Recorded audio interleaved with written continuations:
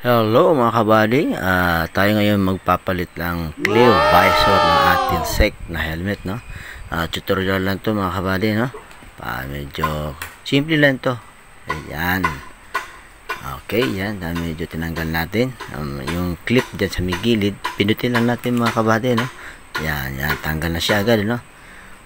Okay. Tapos palitan natin ng bagong clear para medyo mas malinaw, no? Kahit gabi makikita natin yung daan. Okay, simple lang mga kabady. Ayan, tignan natin, no? Ayan. Okay, dahan-dahan lang, no? Baka mabiyak. Ayan, tatapat natin sa may butas, no? Tapos pinutin natin yung pinaka-lock. Ayan, saka papasok ngayon doon sa loob.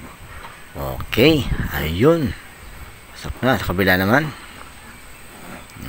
Tapat natin yung pinaka ulo niya, yung plastic, yun, doon sa may butas. Ayan, dyan sa may butas niyan. Papasok natin yung kulay puti na yan. Hididiin natin ng konti, tapos hihilain natin yung pinaka-lock niya pababa. Okay, ayan. Okay, ayan na. Simple lang mga kabady, ano? Sana may natutunan kayo.